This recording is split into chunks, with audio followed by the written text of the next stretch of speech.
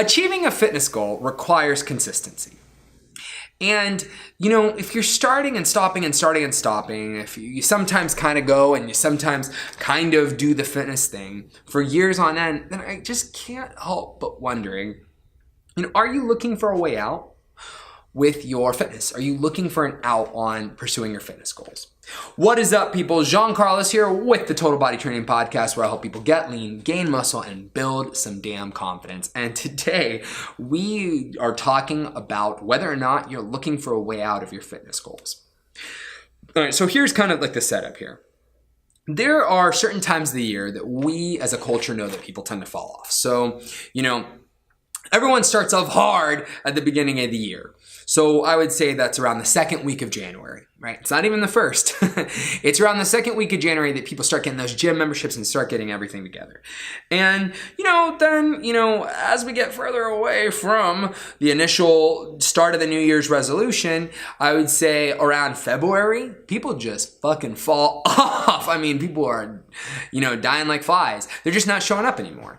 And, then what happens is that, the gyms around the world, I'm assuming, get really slow or slower up until a little bit before summer. So maybe around March, there's a slight little pop and then it goes back down again. As the summer goes, people are traveling, things like that. And, and then it picks up again a little bit at the beginning of the school year and then it goes back down again from October until January, the second week. And I suppose that for many people, like during that time period, the reasoning is that they're busy, right? They've got the holidays coming up between October until January. They've got all these obligations, even though the holiday season's really only like 4 events. There's like Halloween and there's Christmas and Thanksgiving and other holidays if you're a part of a different faith, or just you partake in other holidays like during that time, right? Really, it's only like 5 or so holidays, but that's the reason that we're given is the holiday season. And not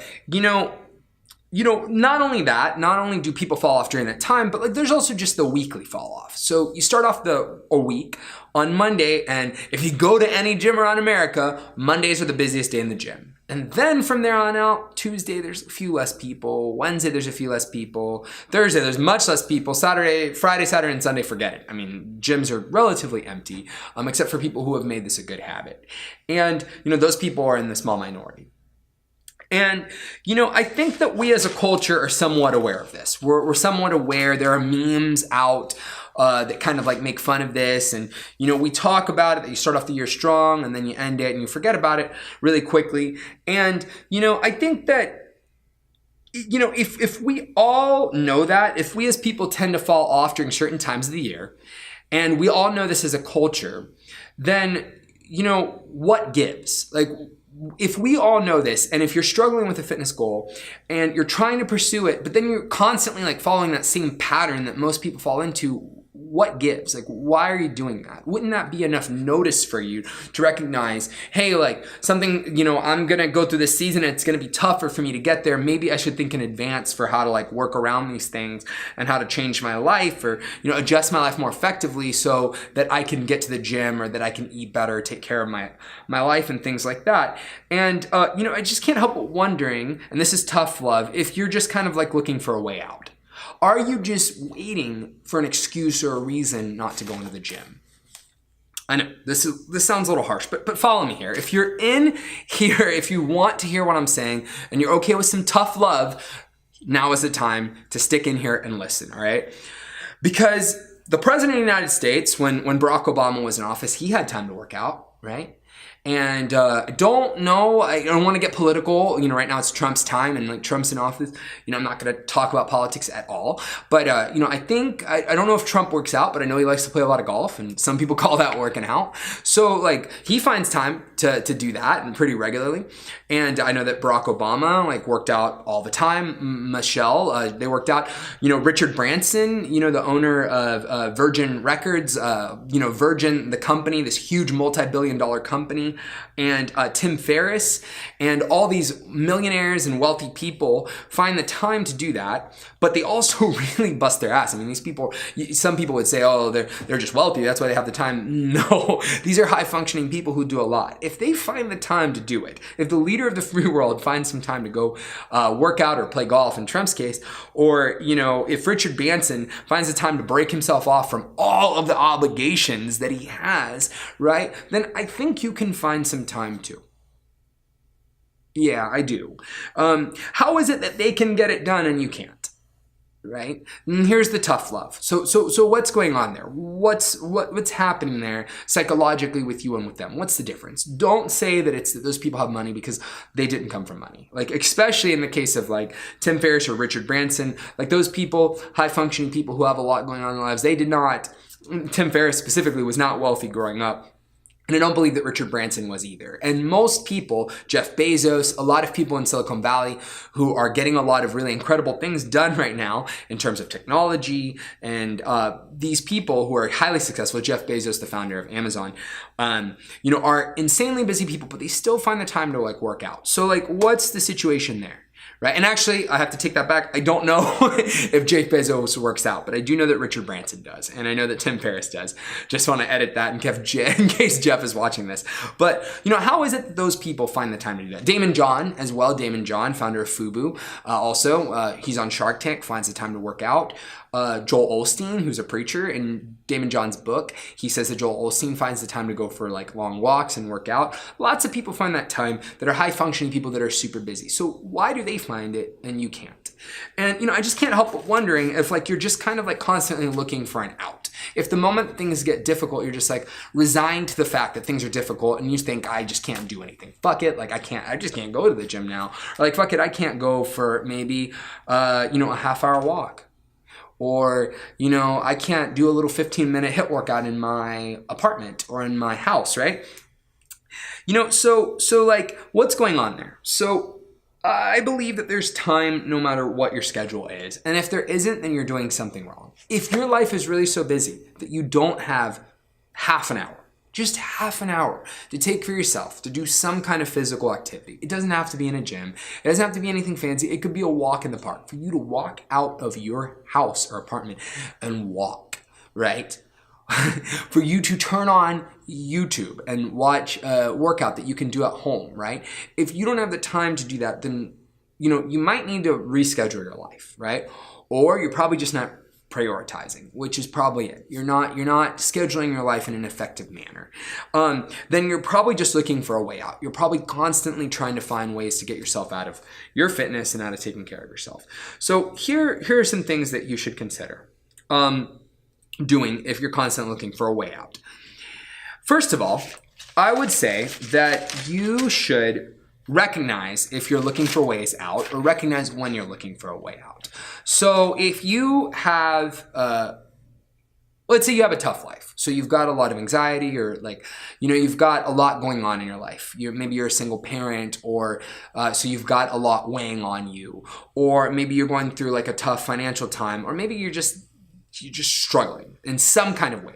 Whatever the case might be there, right?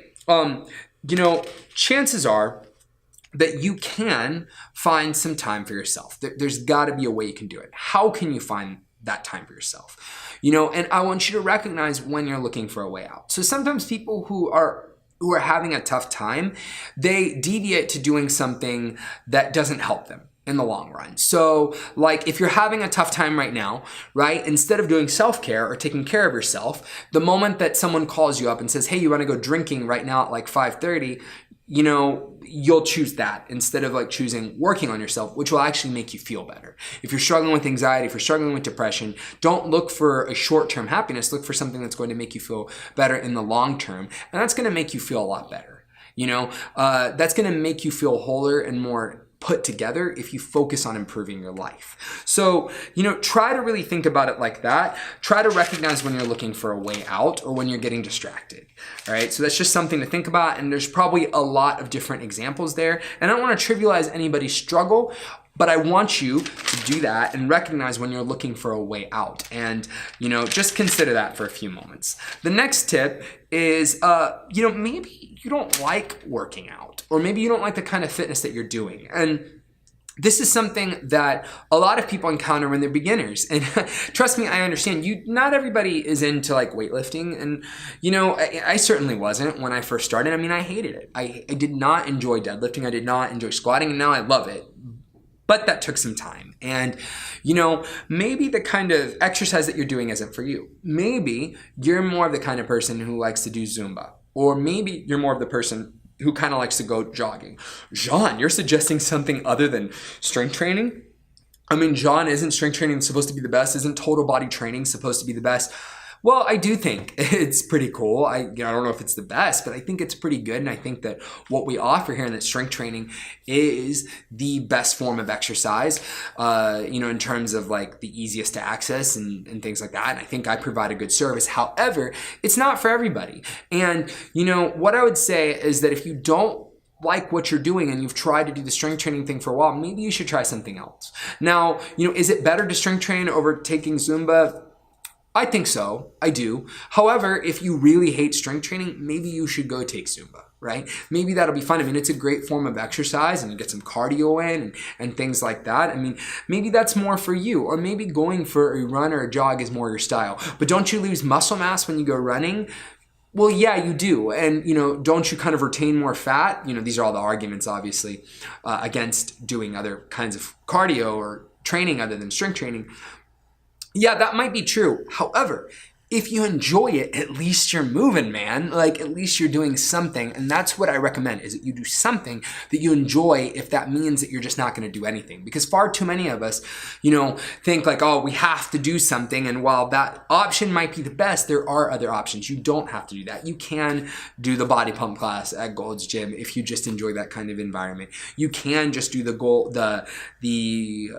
running with the girls in the park. Whatever really works for you is what's most important, because at this point, if you're listening to this, it's probably because you're struggling with staying on track. So let's find something that you actually enjoy doing. Let's try that. Now, here's the next thing. Trainer for accountability. Okay, so here's an important point. I put down trainer for tip 3 is if you're really struggling with accountability and staying on track, it's understandable. When you're a beginner, that can be tricky. Making something a good habit is really hard.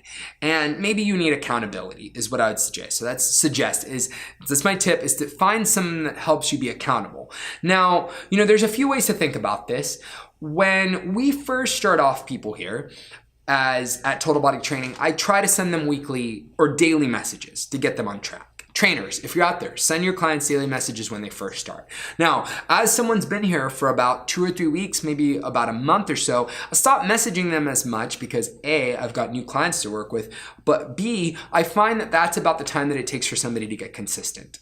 And then once they're consistent, it's much easier for them. They've made it a habit. Now, what sometimes happens, though, is that someone will ghost. So someone will just disappear. Maybe a month will go by. Then as a trainer, I'm like, oh yeah, so-and-so isn't here. I need to message them. So I'm just like, hey, like, where have you been? Or like, hey, the new training cycle is starting. So that's a form of accountability that can be real helpful. Trainers, you don't need to be up your clients' asses on their training. And clients, you don't need to think that your trainer needs to be up your ass. I'm not supposed to show up at your house and pick you up and bring you to the gym. I'm just there to encourage you. And hopefully, these videos help hold you accountable. So, I'm hoping that this helps my clients stay accountable. Them watching videos or listening to my podcast and things like that help them stay on track. So maybe listening to content, can be another point. But back to my message, all right? Finding somebody, a trainer that'll hold you accountable might be a big help. Now, there is this message out there in the ether and the internet that you can find a friend to help you be accountable. I personally don't have any luck with this. And, I have a small group of friends and, that could be part of it, but it's been my experience that I find that you need to be responsible for that, or you need to pay somebody to do it, because it's not your friend's responsibility to catch up. Not only that, but let's say that your friend is struggling with their health and with their life and with eating right and with being consistent, right? Then they're struggling with the same thing that you're struggling to do. So the moment that they start to slip up, you're probably going to slip up too. The moment that you go out to drink or go out to party or eat, like way too much unhealthy foods or something like that, you're probably going to do the same thing too if you're really close friends. Chances are that you're not going to be able to help each other. So you're going to need to find someone else. I can't tell you how many people come to Total Body Training as a pair to hold each other accountable, right? Random friends, and don't hold them accountable. There are exceptions. There are a few people who have accountability partners, but on average, I find that just doesn't work as well as like having somebody that you can pay, like myself or someone else, to actually make sure that you're staying on track with the shit you got to do. So, I would recommend that you find someone to do that for you. And I think that these things will help you to stop looking for a way out. So again, these are my 3 tips. Recognize when you're looking for a way out and try to solve that so that you don't, or try to find patterns in your behavior when you're looking for ways out. The next one is over here, which is find something that you enjoy doing. Some kind of exercise that you actually dig, whether it's Zumba or strength training or ice skating, whatever the case might be, right? Roller derby, whatever it is, right? Find something that you enjoy doing if you ain't doing shit at all. And then the next one is find a trainer who's going to help you with accountability. All right, people, thank you so much for tuning in to the Total Body Training Podcast. Until next time, peace.